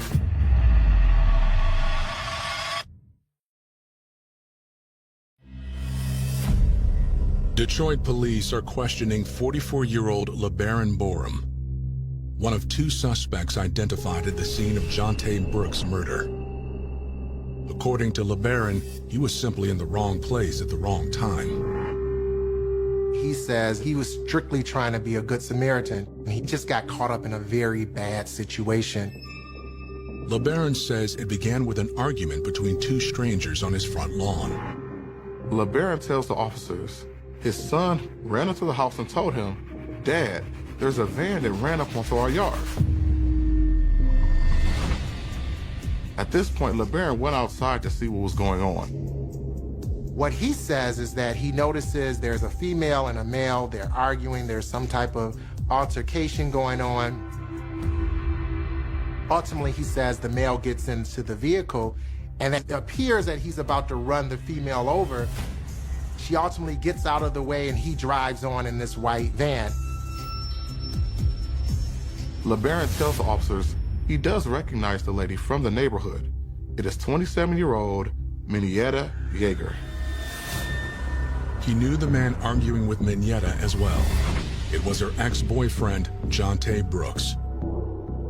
What he stated was that he was aware that Miss Yeager and Mr. Brooks were in a tumultuous type of relationship. By the time LeBaron came to her aid, Jonte had already driven away.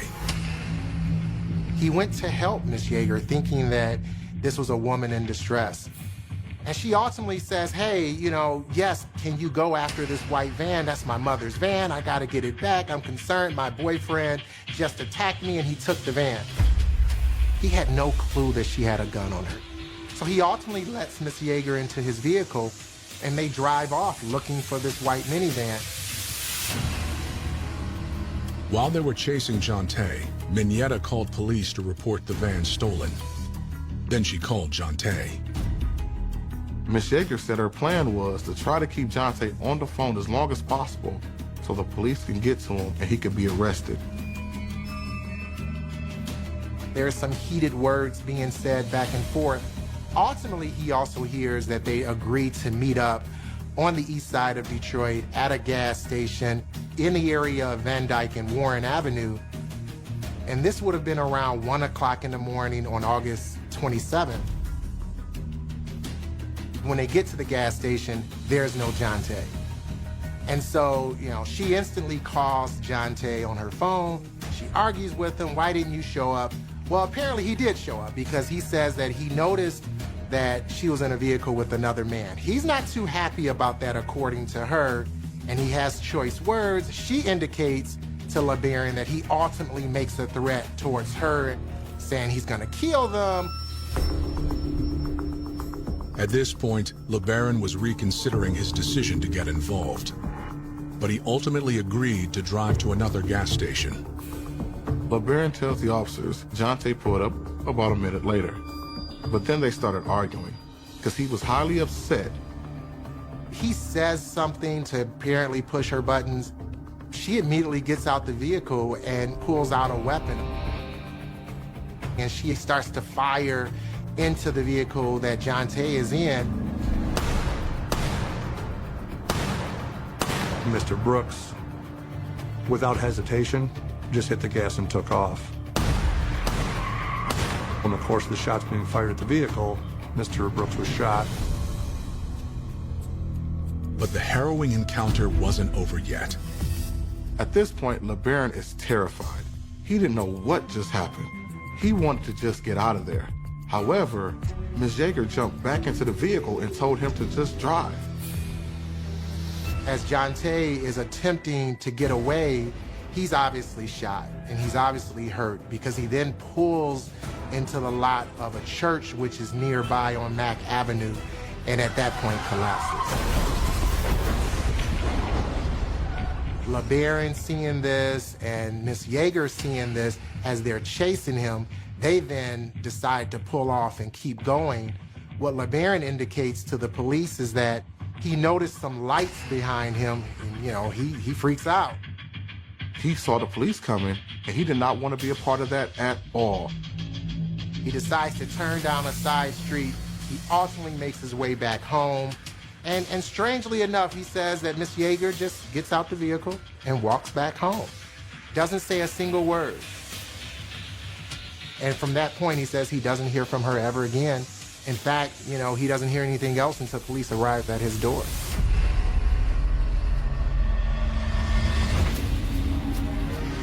Investigators believe LeBaron is telling the truth. Unfortunately, his actions still make him an accessory to murder. I don't know if Miss Yeager was intentionally trying to kill Mr. Brooks, but her reckless display of firing a weapon and her disregard for life or anything, the outcome was ultimately homicide. So here we are. He is ultimately charged as an accessory after the fact. And police charged him because he helped her flee the scene. And then he doesn't immediately go to police.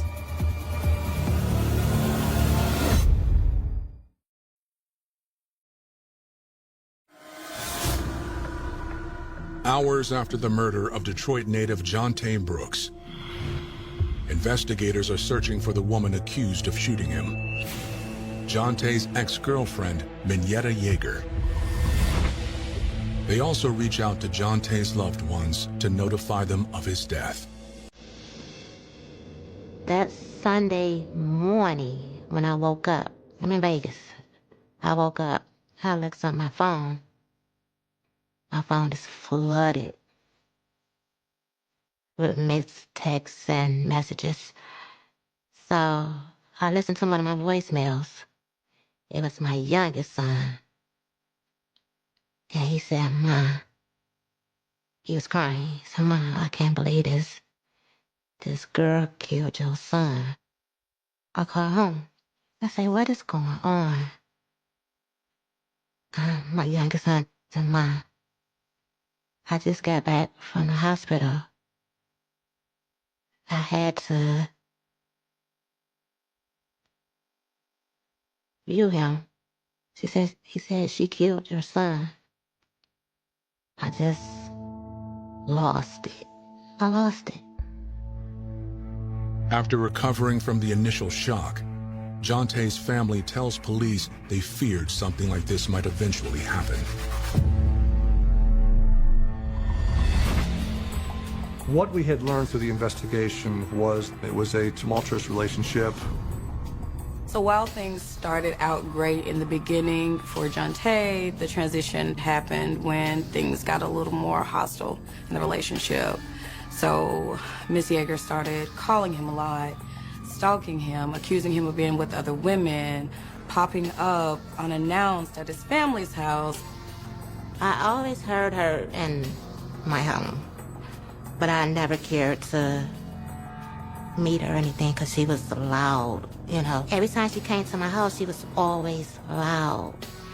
And I just told him that, you know, she can't come over no more because she's very disrespectful. And he said, okay. When partners start showing that behavior of calling him a lot, accusing him of being with other women, at first we take that as a sign of, you know, they like me, they're crazy about me. That behavior tends to get ignored a lot until it's very problematic, right? But at that point, it's a pattern, and you find yourself stuck in a relationship, right? That's unhealthy.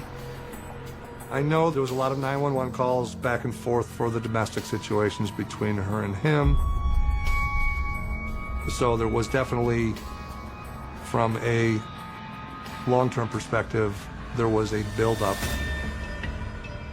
Jonte's loved ones became even more concerned when they discovered Minyetta's family had a history of violence.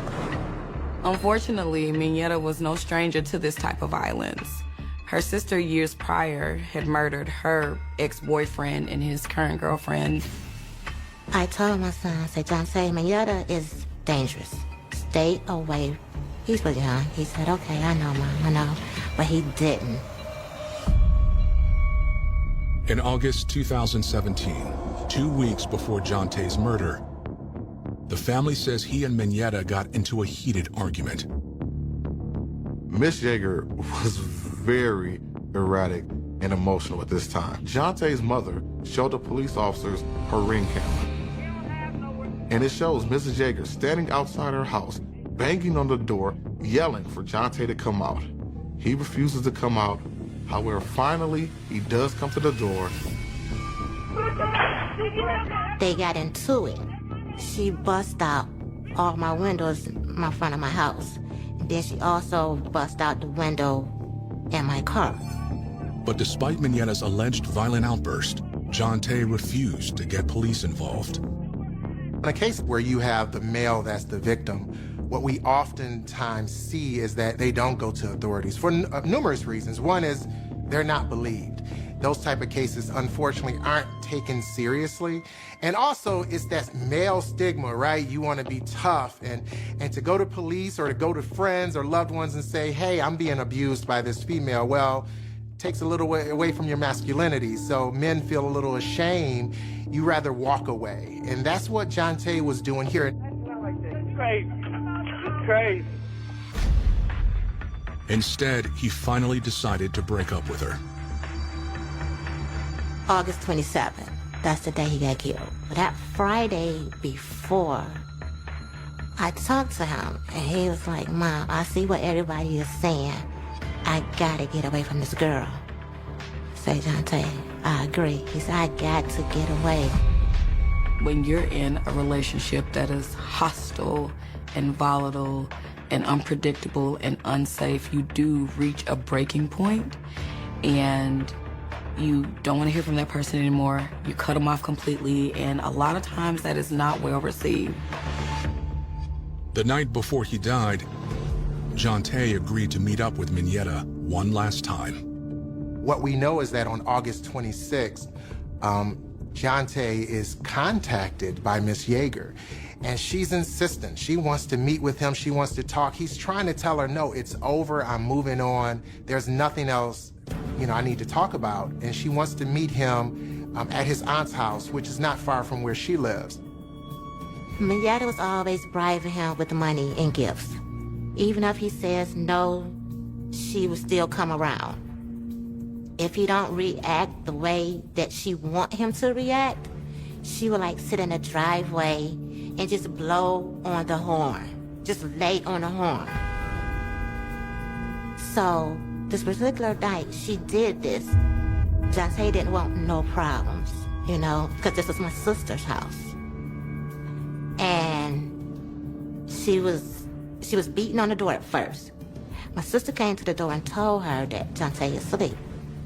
So she go back to the car and just lays on the horn at my sister's home. Jonte came outside and, he went with her. Just a few hours later, Jonte was dead. And now investigators can't find Mignetta anywhere. They've been canvassing the neighborhood. They put a bolo out. At this point, they even go to the news media because they cannot find her anywhere. This is on 11 o'clock news, 6 o'clock news, and ultimately someone does see and does give information. It's her, it's Miss Yeager herself.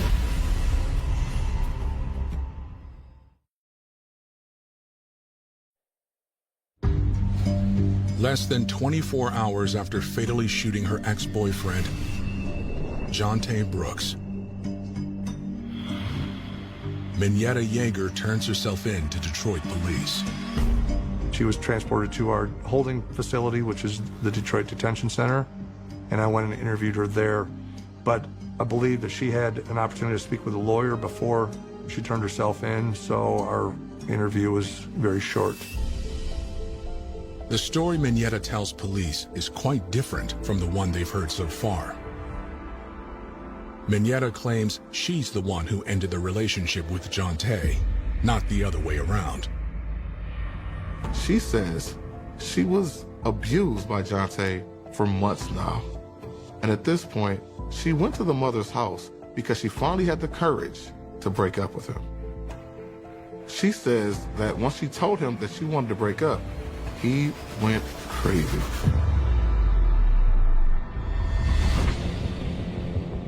According to Mignetta, Jonte is the abuser in the relationship. And on this night, she says that he pulled her out of the van, beat her up, even beat her with a pistol at one point. She finally was able to get away and run away from him. But no, he took the van and tried to run her over. At this point, LeBaron was there, and she saw him, and he offered to help. Mignetta says she asked LeBaron to drive her to the gas station, intending to get her van back from Jonte. As she got out of LeBaron's truck, he handed her a gun to protect herself. She says, in fact, that it was LeBaron who had the weapon and that she was simply there to just talk to Jonte. But she takes the weapon. She's in fear. She's in natural fear. She doesn't know what Jonte's gonna do. She says ultimately, out of self-defense, she shoots at Jonte. That she probably shot once or twice, 2 or 3 times at most. But then she tells police that her memory is foggy about the exact details.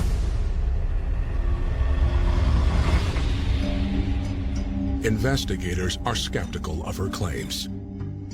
But it didn't make much sense because, you know, she says that she was abused and he was the abuser, but yet she's pursuing him. There's evidence that shows that she's appeared at his mother's house on a couple of occasions and, you know, threw a brick through the mother's windshield, tried to attack him when he opened the door to have a conversation.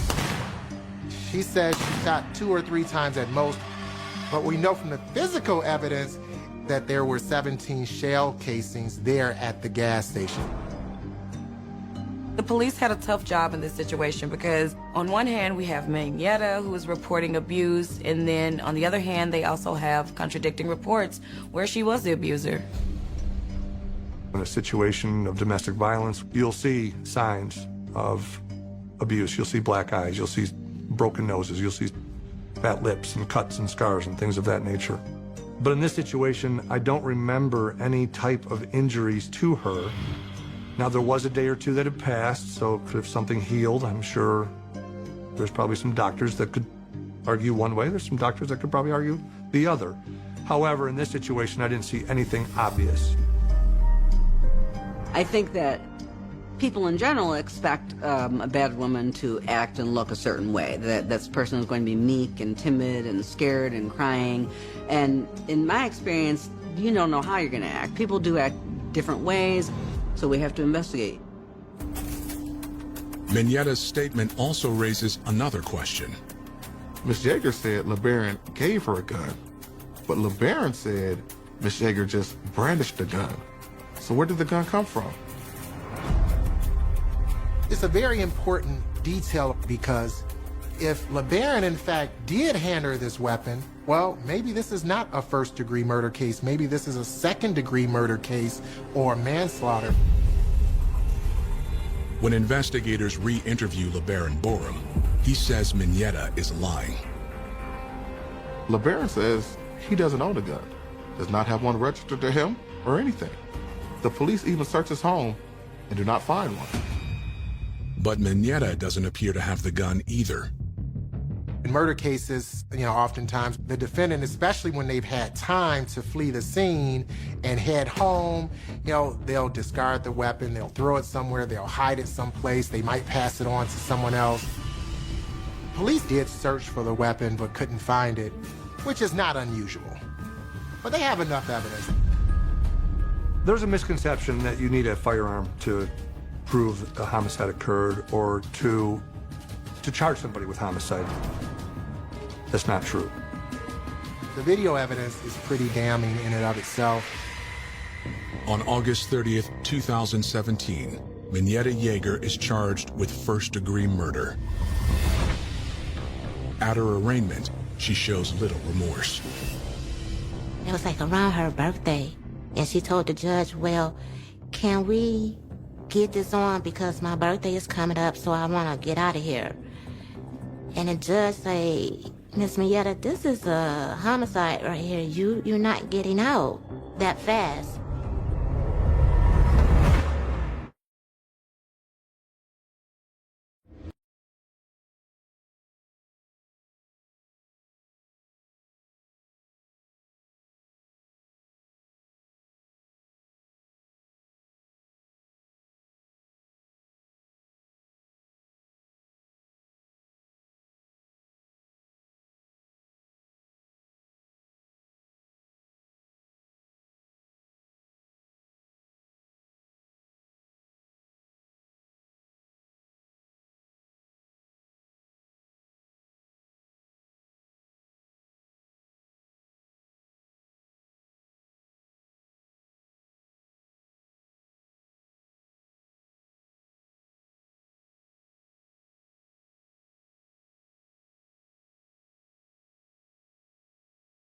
Dove, but he had a nice funeral.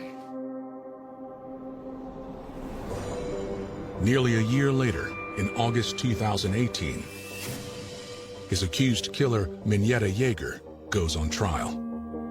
Ms. Yeager's crux of her defense was that she was the one being abused. She was the only person who could testify to that, so she had to take the stand if that's what she wanted to do. And she wanted to do that, so she took the stand, and it didn't work out very well. Ms. Yeager indicated there were a couple people that tried to help her when he was assaulting her just previous to this homicide. That didn't bear out. These people, they were never found. There were no visible injuries.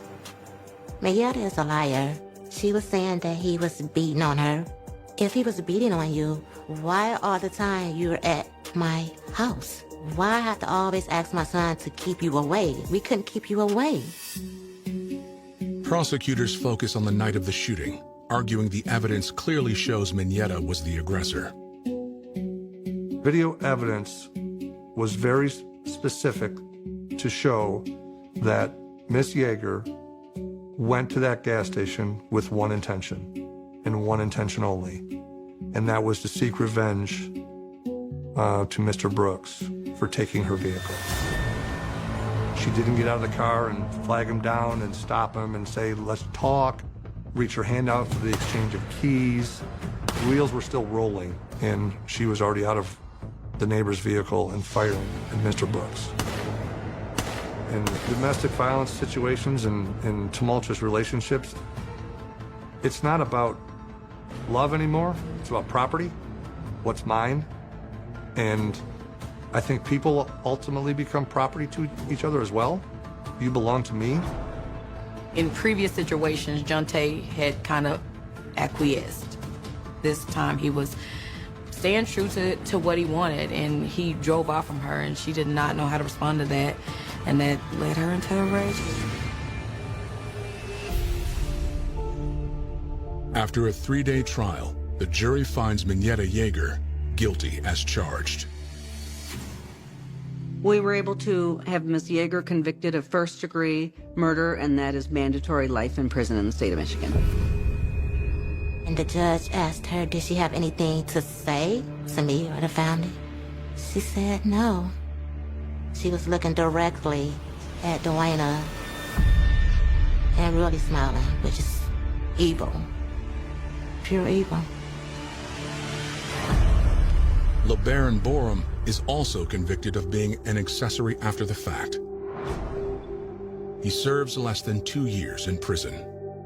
Whenever you get a guilty verdict on any case, but especially on a homicide, there's a sense of a job well done, that all of your hard work is paid off, and you're especially glad to get that justice for the family. But there's always going to be that sense of loss, and you can never make that family whole. Everybody tells me that I have to forgive her. I would never forgive her. Never forgive her. This is my firstborn. She took him away from me, but I don't have anything to say to her. People say hate is a strong word. I want to go above hate. I hate her, and God understands my pain. I don't have to forgive her.